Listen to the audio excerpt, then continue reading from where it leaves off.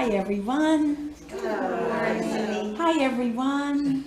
It's so nice to be back. It is such a treasure to be here with my community, my beloved friends, some of you who are new in my life, some of you who are been in my life a long time. And it's also my great honor to speak on behalf of the earth today. So many of you who know me know I have a really deep and profound connection with nature and with the earth. It's a very important, integral part of my spirituality. But it's not just that, it's also medicine for me. It's medicine for my spirit and my body and my mind. And there have been a number of times when I've been very stressed or sad or out of sorts, and I've taken myself outside and I've experienced the transformation that happens when I am immersed in nature. I remember two incidents in particular 20 years ago, and I don't remember the details of what was going on in my life, but I was a mess. And my partner and I lived in Doylestown. We had this tiny little backyard. You know, there were some beautiful gardens and a couple tall trees, but the grass, it was very small. And yet there was enough room for me to lie down upon it. And so I just laid on the earth, closed my eyes and did nothing because I had no energy. I was so stressed. And I could not believe the amount of miraculous transformation that happened in just 15 minutes or so, 15 or 20 minutes.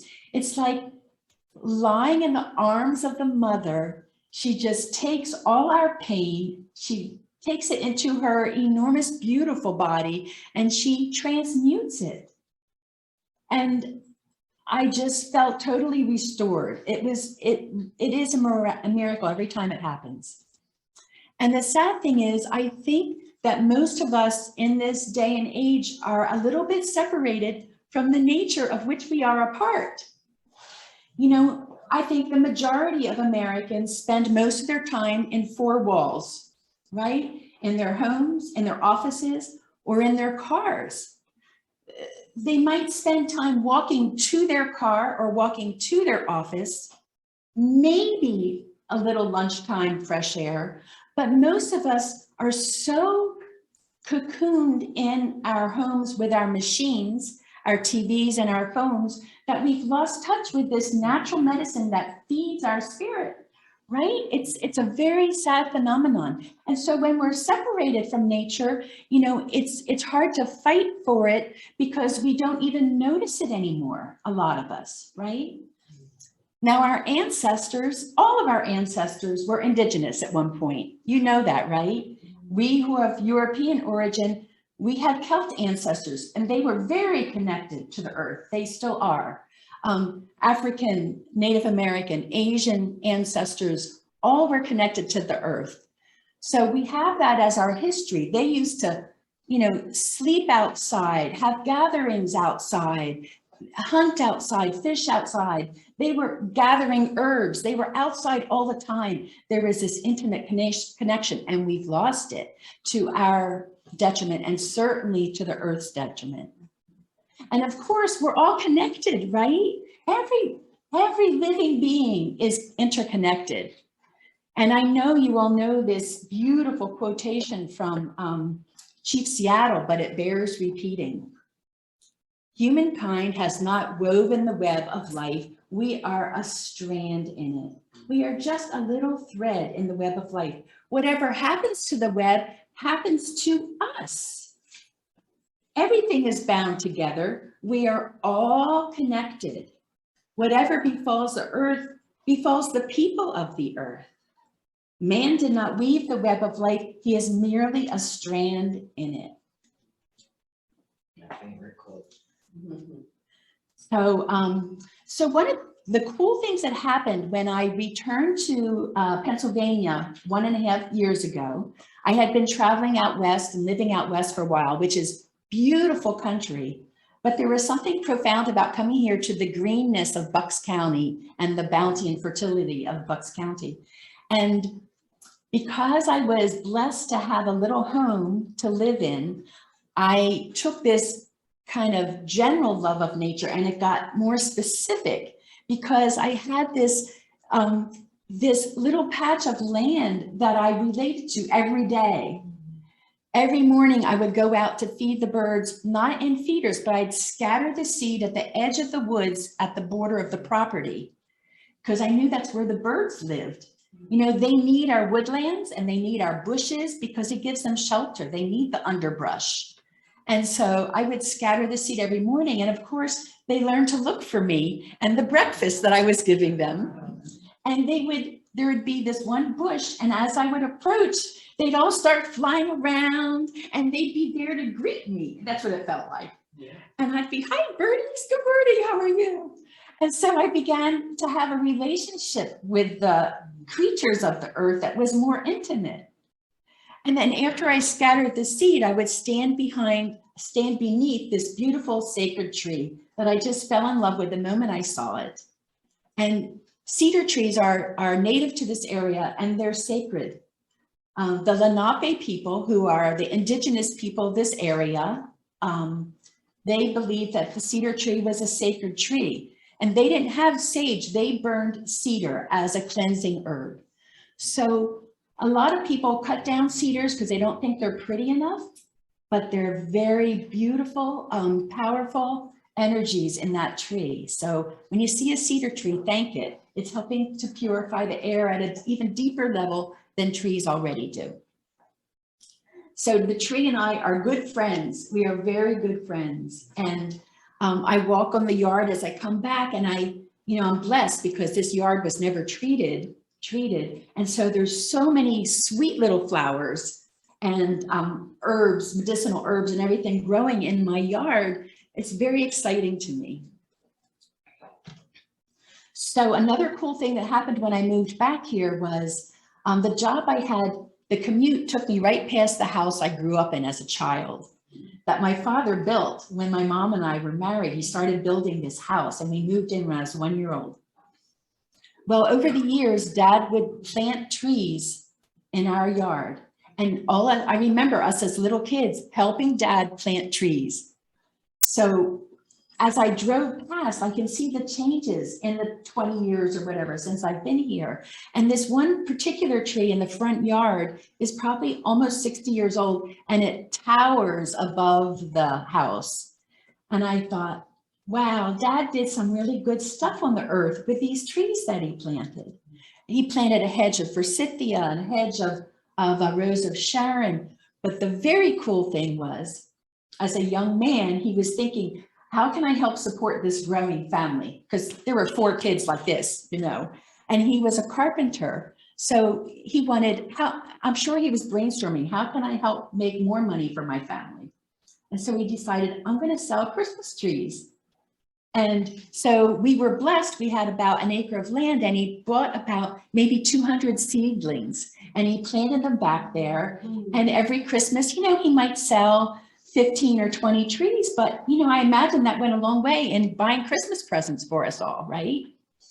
So as you can imagine, not all the trees sold. So some of them grew very tall and he didn't mow back there. And because he didn't mow, all these deciduous trees started growing too. So now where there was once just pasture, there's a woodland that did not used to be there. Thanks to my father.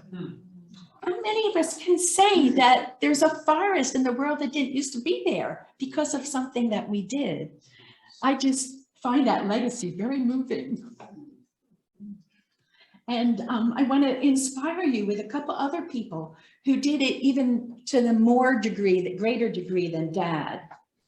There is a Brazilian photographer who, I don't know if it's on assignment, I guess he was on assignment in Rwanda during the genocide there.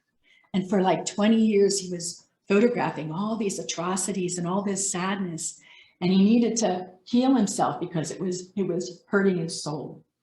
So he came back to Brazil, and instead of the paradise that had been there, someone had cut down all these acres of trees, square miles of trees, and the land had become brown and desolate and hot and devoid of life because they cut down the trees.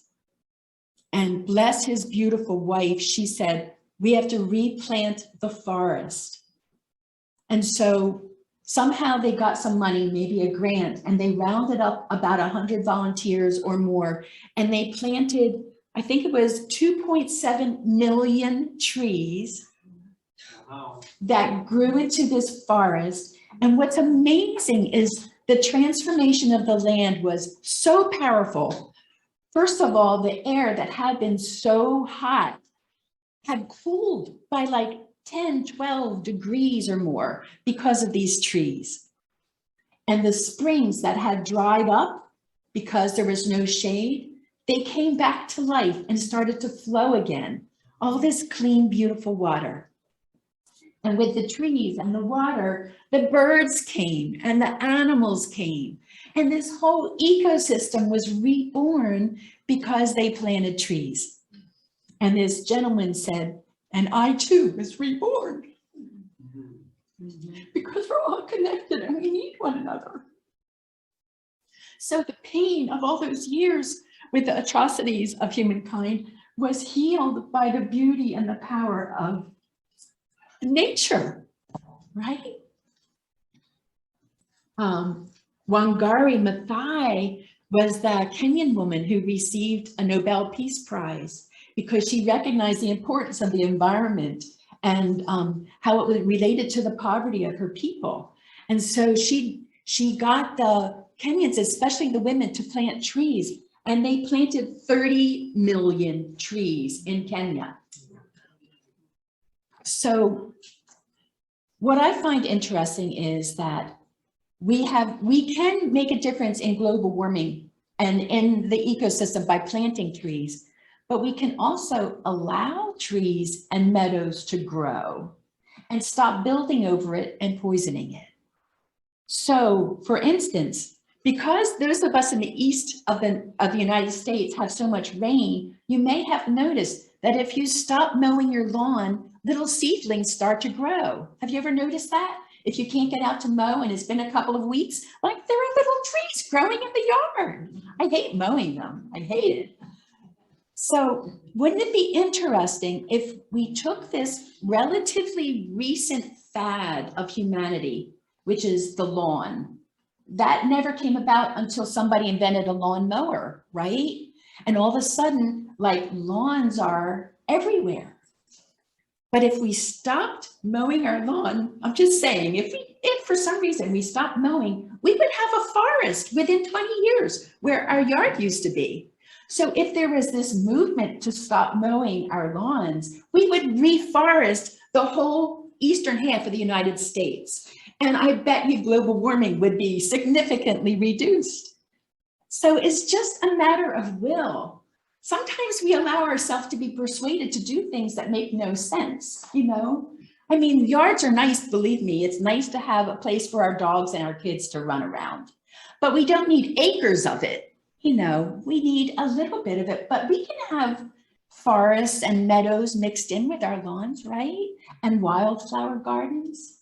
We can do this and it's all beautiful. It doesn't have to be this monochromatic short carpet of monoculture grass, which is what we've been somehow taught is what the upstanding citizen does. You know, this is the only acceptable lawn, short and green, no other plants, no flowers. And, you know, what is sad to me is thinking that in the future, what if there are no dandelions for the little kids to pick and give to their mommies? You know, we've all seen and experienced that, right? We've seen the kids going, oh, that's so pretty. Here you go, mommy.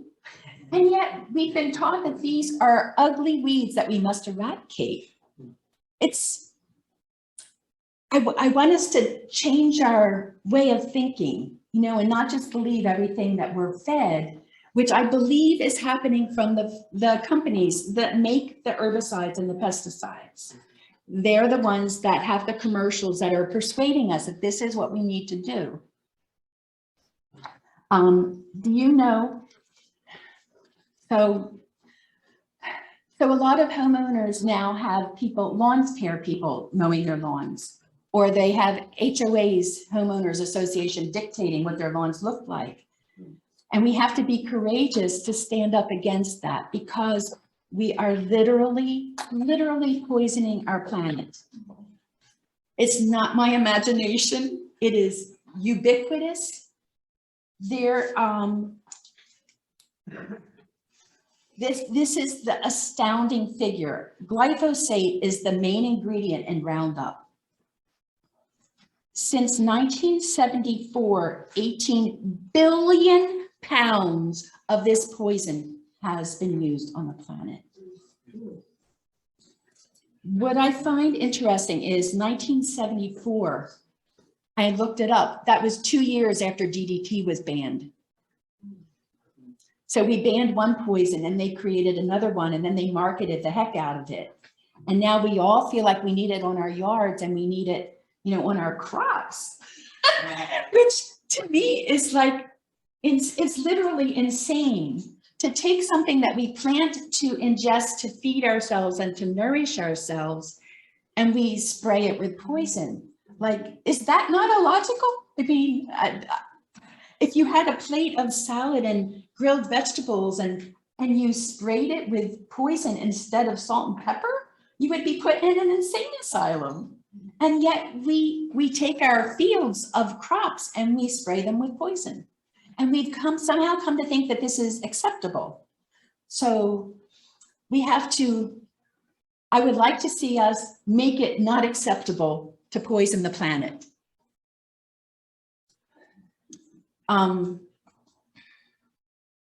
Global warming is obviously a very big problem, but I think the fact that we're poisoning ourselves is huge. So just a little bit more before I get inspiring again. There have been studies that show the majority of suburban dogs have pesticide residue on their paws and in their urine. And we love our dogs. And yet we're doing something, you know, those membranes, their noses and their paws, that absorbs it. And then they walk into our houses and they get it on our carpets, and it's in our homes. And then heaven forbid, we have toddlers or grandchildren crawling on our carpets where the pesticide residue is. So if you can't get behind stopping poisoning the planet, can you get behind stopping to poison our dogs and our children?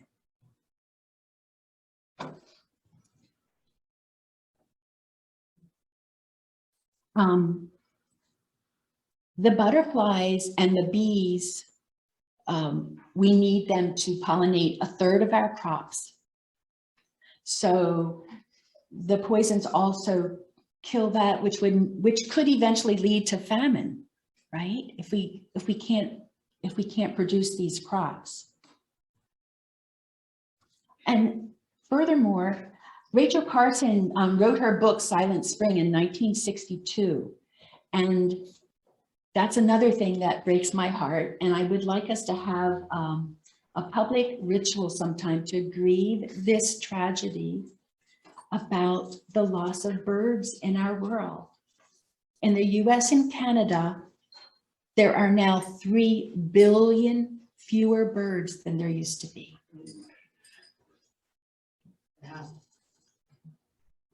Bird song elevates the spirit. It raises our vibration. And the flight of birds and butterflies, you can't duplicate that with a plane or a drone, you know.